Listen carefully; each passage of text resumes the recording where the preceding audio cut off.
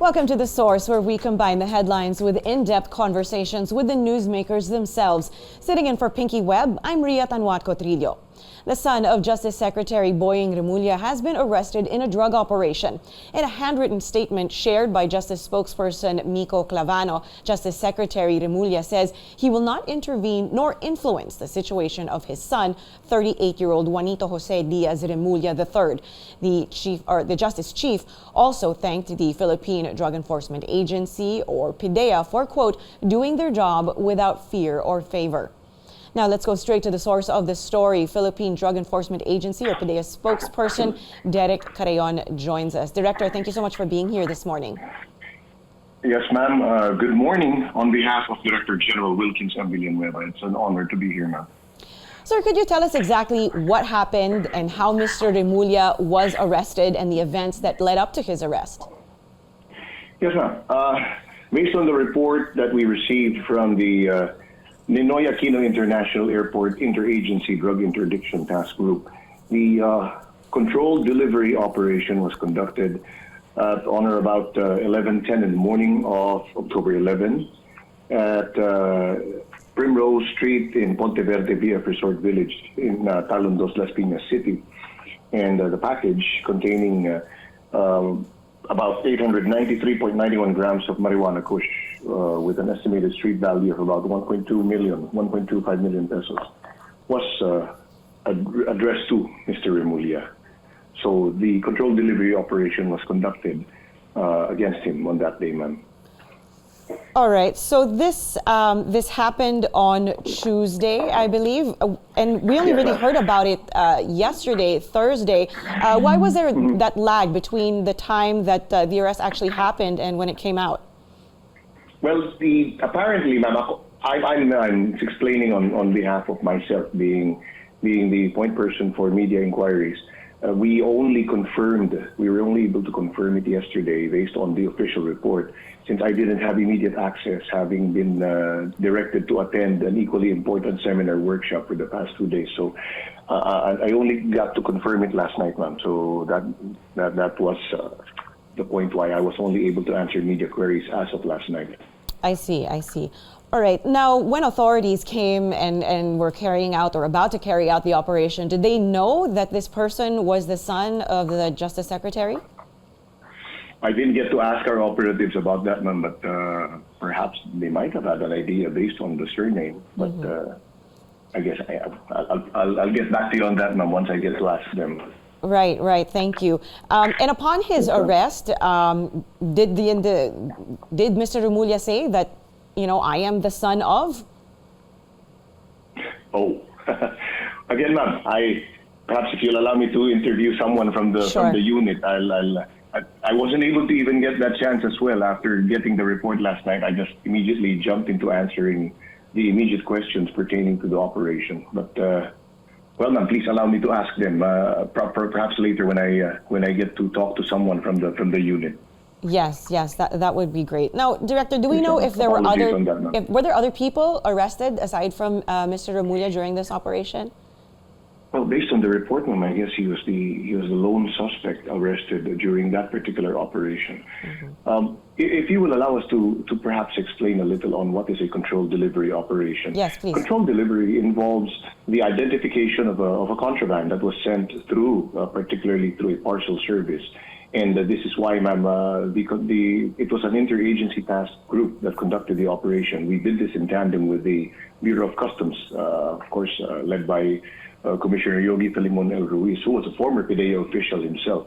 So when you identify a contraband sent through mail and parcel service, the controlled delivery operation is an operational technique whereby a contraband is allowed to reach its intended destination under close supervision by authorities so that we can effect the proper arrest once the contraband reaches the recipient or its destination.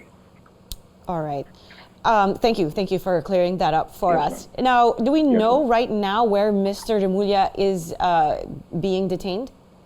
Yes, ma'am. After yesterday's inquest proceedings at the Las Piñas City Prosecutor's Office, Mr. Remulla is temporarily in the custody of the PDEA detention facility which is co-located here in our national office in Quezon City, ma'am. All right. And is this a standard procedure, the standard place where persons who are arrested under these circumstances, are they usually held and detained here? Yes, ma'am. Pending the disposition of the case, once the prosecutor elevates the case to the court, and then the court may issue another order deciding where to transfer or commit the suspect in such case. So, but initially, he is under custody of the unit that conducted the operation, which is the PDEA National Capital Region. Right. Director, how sure are we that the proper procedure during the arrest was carried out? Because we know in the past, this has been a way, an improper arrest or an improper procedure can actually lead to, technicalities and a case being dismissed. Yes, ma'am. Well, the fact that it was an interagency effort, it presupposes that all the safeguards and all the protocols were strictly followed. And during the inventory on the pieces of drug evidence, the pieces of evidence that were confiscated arising from the operation, there were the required witnesses were also likewise requested to appear and sign the inventory form. So I would surmise this. The fact that there's more than one case filed, by the way, ma'am. There's a case for violation of Section 4 for importation of dangerous drugs, Article 2 of Republic Act 9165 or the Comprehensive Dangerous Drugs Act of 2002, and another case for violation of Section 1401 of Republic Act 10863, also known as the Customs Modernization and Tariff Act. So I guess we stand by the regularity of the operation, ma'am. Director, you mentioned that what was seized as a street value of about 1.25 million pesos. I think you said it was 893 grams of marijuana. What happens now to the contraband, to the seized drugs? Yes, ma'am. As a standard procedure as well, the contraband, upon proper processing by the confiscating or seizing officer, and then, of course, upon documentation, it is turned over. It is, I'm sure by now it was turned over to the PDEA Laboratory Service for forensic examination, and the custody of the same will be there with the forensic laboratory until such time that it is summoned by the court for the proper proceedings as part of the presentation of evidence once the case is heard in court. All right. Now, given who the arrested is here, have you received any overtures from any person on behalf of Mr. Remulla and other companions? Well, none that I know of, ma'am. In fact, I believe the Remulla clan, through the Honorable Governor and even the Honorable Secretary of Justice, have clearly stated in separate statements that they will not interfere in any way with this particular case involving Mr. Remulla. Okay, Director, what's next for PDEA? What happens now that you have the suspect in custody?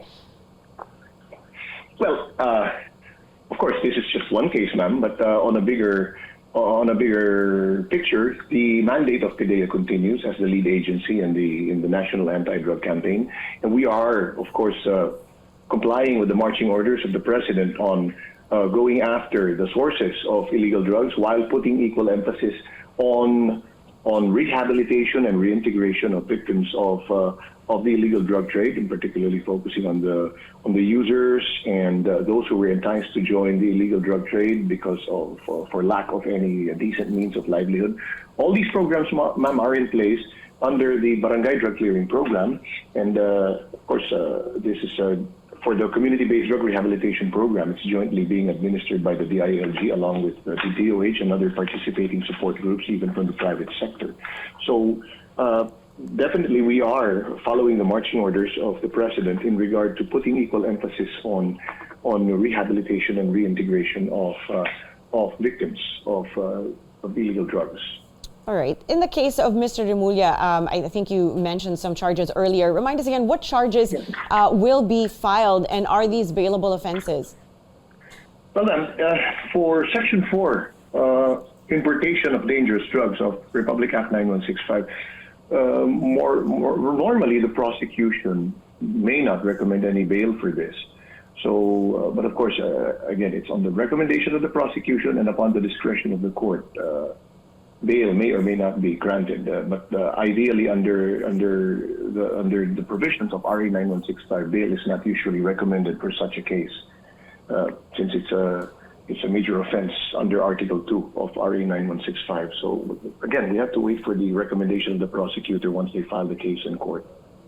All right, and if a person who is facing charges in as you said, Section 4 for the importation of illegal drugs, what is the what is the longest jail time or the biggest fine that they might possibly face for this? Yes, ma'am. Based on the provisions of RA 9165, importation of dangerous drugs carries a penalty of life imprisonment, ma'am. All right, life imprisonment. Now, yes, ma'am. Director, do you think it would be challenging on the part of the prosecutors? Because if you think about it, the head prosecutor is the Justice Secretary, the father of the arrested. Will there not be any conflict of interest in this case?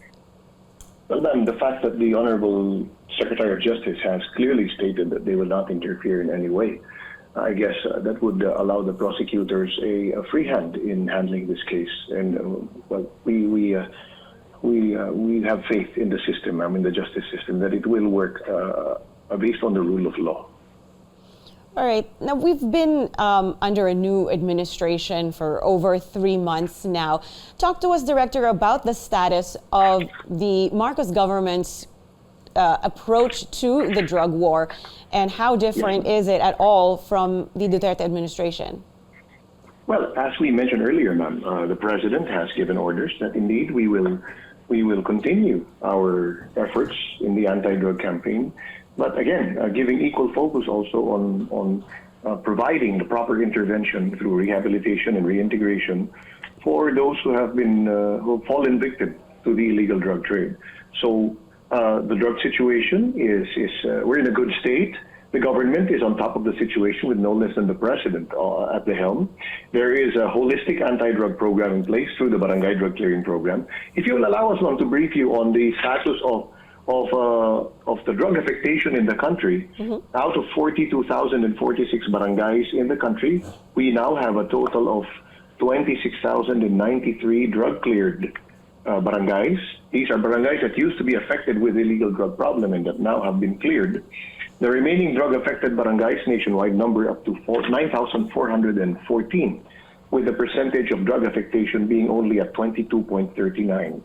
This is an improvement, a vast improvement compared to how when we started, ma'am, way back in when we started the intensified campaign against illegal drugs. So this is a very promising situation, and we hope to continue our mandate with no less than the President leading the campaign, ma'am. Yeah, so recently there have been confiscations of large amounts of illegal drugs. What does this say about your efforts? Well, it is a very good indicator that we are able to intercept the huge volumes of dangerous drugs, ma'am. And as reflected in our daily reports, if you will peruse from recent operational reports being turned in by our operating units, and as well as that of the Philippine National Police, it shows that the confiscations are not as from the street operations. They're not as big. There are no confiscations numbering higher than 50 grams. There are no confiscations of by the hundreds of grams during street operations. This shows a constriction of the supply, and it's proven by the fact that we have had, like the most recent being from the Philippine National Police of 990 kilograms, and then in August and July, the PDEA has scored several high-impact operations that resulted in a total volume of more or less 660 kilograms of dangerous drugs, still shabu. And if you recall, ma'am, early this year, the NBI also had a huge haul of about 1.5 tons, of which, by the way, we've already burned last June.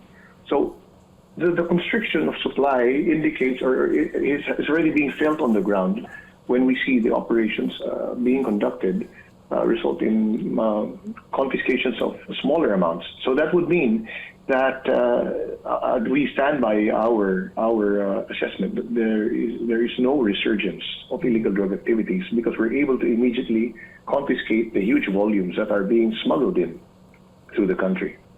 Right. And speaking of operations, what is your assessment of the coordination with your agency and the PNP and other agencies in terms of drug operations? Because as you said earlier, Remulla's arrest on Tuesday was an interagency effort. Mhm. Yes, ma'am.